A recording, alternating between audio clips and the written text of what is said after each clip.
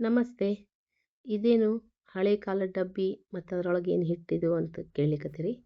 ಇವತ್ತು ಇದಕ್ಕೆ ನಾವು ಮೆಂತೆ ಹಿಟ್ಟು ಅಂತೀವಿ. ಈ ರೆಸಿಪಿನ ನಮ್ಮ ಅತ್ತೆಯವ್ರು ನನಗೆ ಹೇಳ್ಕೊಟ್ಟಿದ್ದು. ಆ ಪ್ರಕಾರ ಮಾಡಲಿಕ್ಕೆ ಟ್ರೈ ಮಾಡ್ಲಿಕತ್ತೀನಿ.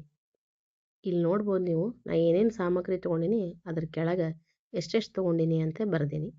ಇದು ಸಮೀಪ 1 kg ಅಷ್ಟು ಆಗ್ತದೆ. ಅದಕ್ಕೆ ಏನೇನು ಹಾಕೀನಿ ಅಂತ ಹೇಳಿ ಎಲ್ಲ ಬರ್ದೀನಿ. ಆ ಪ್ರಕಾರ ಈಗ ಒಂದೊಂದು ಸಾಮಾನನ್ನ ನಾವು ತೊಗೊಂಡು ಹುರಿಬೇಕು. ಅದಕ್ಕೆ ಮೊದಲಿಗೆ ಇಲ್ಲಿ ಬಣ್ಣದ ಸಂಬಂಧ ನಾನು ಅರ್ಶಿಣ ಬೇರು ತೊಗೊಂಡಿನಿ. ಅರ್ಶಿಣ ಪುಡಿನೂ ಹಾಕ್ಕೋಬೋದು, ಆದ್ರೆ ನಾನು ಇಲ್ಲಿ ಅರ್ಶಿಣ ಬೇರು ತೊಗೊಂಡು ಸ್ವಲ್ಪ ಜಜ್ಜಿಟ್ಕೊಳಿಕತ್ತೀನಿ. ಈ ಜಜ್ಜಿಟ್ಕೊಂಡಿದ್ದನ್ನ ಗ್ರೈಂಡ್ರಿಗೆ ಹಾಕಿ ಸಣ್ಣ ಮಾಡ್ಬೋದು.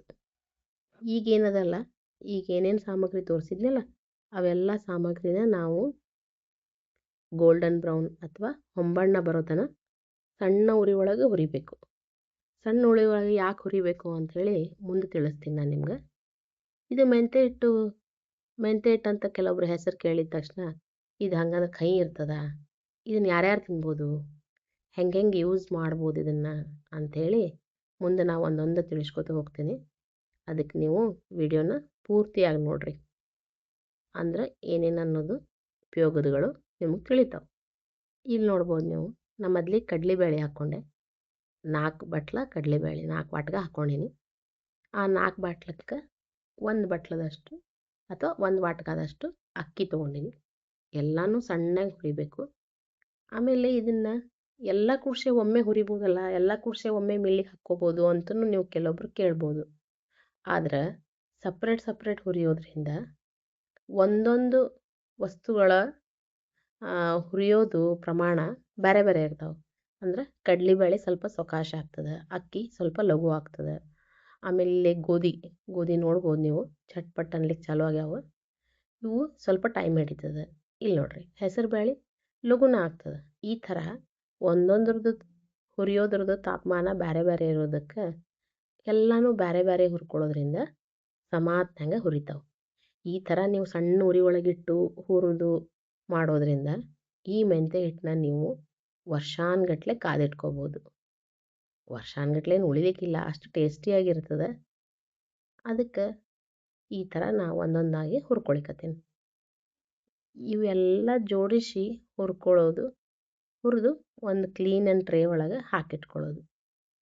ಕ್ಲೀನ್ ಆ್ಯಂಡ್ ಟ್ರೇದಾಗ ಹಾಕಿಟ್ಕೊಂಡು ಇದಕ್ಕೆ ಬೇಕಾಗಿರೋ ಮಸಾಲೆನ ಆಮೇಲೆ ಸಪ್ರೇಟಾಗಿ ಹುರ್ಕೋಬೇಕು. ಇಲ್ಲಿ ನೋಡ್ರಿ, ಇಂಥ ಟ್ರೇ ಒಳಗೆಲ್ಲ ಹಾಕಿ ಮಿಕ್ಸ್ ಮಾಡಿ ಇಟ್ಕೊಂಡೀನಿ. ಈಗ ಇದಕ್ಕೆ ಬೇಕಾಗಿರೋ ಮಸಾಲೆಗಳನ್ನು ಒಂದೊಂದಾಗಿ ಹುರಿಲಿಕ್ಕೆ ಚಾಲು ಮಾಡೋಣ. ಮೊದಲಿಗೆ ನಾನಿಲ್ಲಿ ಹವೀಜ ತೊಗೊಂಡೀನಿ. ಎಲ್ಲನೂ ಇದು ಹುರ್ಕೊಂಡು ಇದನ್ನು ಸಪ್ರೇಟಾಗಿ ತೆಗೆದಿಟ್ಕೊರಿ. ಕೆಲವೊಂದು ಕಡೆ ಮಿಲ್ಲಿಗೆ ಇದನ್ನು ಹಾಕ್ತಾರೆ, ಕೆಲವೊಂದು ಕಡೆ ಮಸಾಲೆ ನಮ್ಮಲ್ಲಿ ಮಿಲ್ಲಿಗೆ ಅಥವಾ ಗಿರಣಿಗೆ ಒಯ್ದ್ರೆ ಮಸಾಲೆನ ಹಾಕಂಗಿಲ್ಲ ಅದರೊಳಗೆ. ಅದಕ್ಕೆ ನಾವು ಏನು ಮಾಡ್ತೀವಿ, ಆಗಲೇ ತೋರಿಸಿದ ಎಲ್ಲ ಬ್ಯಾಳೆ, ಅಕ್ಕಿ, ಗೋಧಿ ಇವನ್ನೆಲ್ಲ ಹುರ್ಕೊಂಡು ಅದನ್ನು ಗಿರಣಿಗೆ ಹಾಕಿಸ್ಕೊಂಡು ಬಂದು ಈ ಮಸಾಲೆ ಏನು ಹುರಿದಿಟ್ಕೊಂಡಿರ್ತೀವಲ್ಲ ಇದನ್ನು ಗ್ರೈಂಡರ್ಗೆ ಹಾಕಿ ಆಮೇಲೆ ಆ ಪುಡಿ ಜೊತೆಗೆ ಅಥವಾ ಆ ಹಿಟ್ಟಿನ ಜೊತೆಗೆ ಮಿಕ್ಸ್ ಮಾಡಿಬಿಡ್ತೀವಿ. ಇದರಿಂದ ಅರೋಮಾ ಬಹಳ ದಿವ್ಸ ತನಕ ಹಂಗೆ ಘಮ ಆಗಿ ಉಳಿದಿರ್ತದೆ. ಈ ಮಸಾಲೆ ಬ್ಯಾಳೆ ಇವೆಲ್ಲ ಹುರಿಯೋದ್ರಿಂದ ಮನೆ ತುಂಬ ಘಮ ಅಂತ ವಾಸನೆ ಗೊತ್ತಾಗ್ಬಿಡ್ತದೆ ಹೊರಗಿನಿಂದನೇ, ಇವ್ರ ಮನ್ಯಾಗ ಮೆಂತೆ ಹಿಟ್ಟು ಮಾಡ್ಲಿಕ್ಕತ್ತಾರಂತ.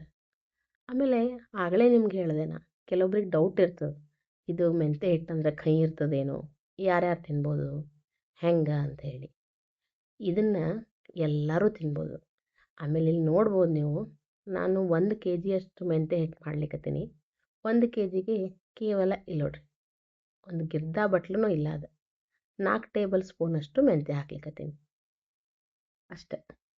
ಇಷ್ಟು ಹಾಕಿದರೆ ಅದು ಫುಲ್ ಘಮ ವಾಸನೆ ಆಗ್ತದೆ. ಈ ಮೆಂತೆ ಹಿಟ್ಟು ಕಹಿ ಇರೋಂಗಿಲ್ಲ. ಆಮೇಲೆ ಇದು ಫುಲ್ ಆಫ್ ಪ್ರೋಟೀನ್ ರಿಚ್ ಪೌಡರ್ನ ನಾವು ಈಗ ಕೇಳಲಿಕ್ಕತ್ತೀವಿ ಮಾರ್ಕೆಟ್ನಾಗ. ಆದ್ರೆ ನಮ್ಮ ಹಳೆ ಮಂದಿಗೆ ಪ್ರೋಟೀನ್ ರಿಚ್ ಅನ್ನೋದು ಮೊದಲಿಂದ ಗೊತ್ತಿತ್ತು. ಇಂಥ ಟ್ರೆಡಿಷ್ನಲ್ ಸಿಂಪಲ್ ರೆಸಿಪಿಗೋಸ್ಕರ ನಮ್ಮ ಸವಿ ಕುಟೀರನ್ನ ಫಾಲೋ ಮಾಡಿರಿ, ಲೈಕ್ ಮಾಡಿರಿ, ಸಬ್ಸ್ಕ್ರೈಬ್ ಮಾಡಿರಿ, ಶೇರ್ ಮಾಡಿರಿ. ಏನಾರು ತಪ್ಪಿತ್ತಂದ್ರೆ ಕಮೆಂಟ್ನಾಗ ತಿಳಿಸ್ರಿ, ತಿದ್ಕೊಳ್ಳಿಕ್ಕೆ ಟ್ರೈ ಮಾಡ್ತೀನಿ. ಇಲ್ಲಿ ನೋಡ್ಬೋದು ನೀವು, ಗಿರಣಿ ಹಾಕ್ಸ್ಕೊಂಡು ಬಂದು ಈ ಥರ ಒಂದು ಏರ್ಟೈಟ್ ಡಬ್ಬ್ಯಾಗ ಹಾಕಿಟ್ರೆ ಮುಗೀತು.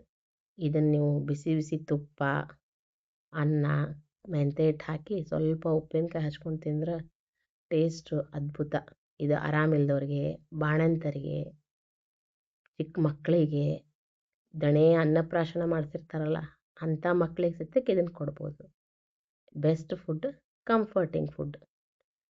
ಒಮ್ಮೆ ಟ್ರೈ ಮಾಡ್ತಿರಲ್ಲ, ಟ್ರೈ ಮಾಡಿ ನೋಡಿರಿ, ಹೆಂಗೆ ಅನಿಸ್ತಂತ ಕಮೆಂಟ್ ಮಾಡಿ ತಿಳಿಸ್ರಿ. ಮತ್ತೆ ಸಿಗೋಣ ನೆಕ್ಸ್ಟ್ ವಿಡಿಯೋದಾಗ. Thanks for watching.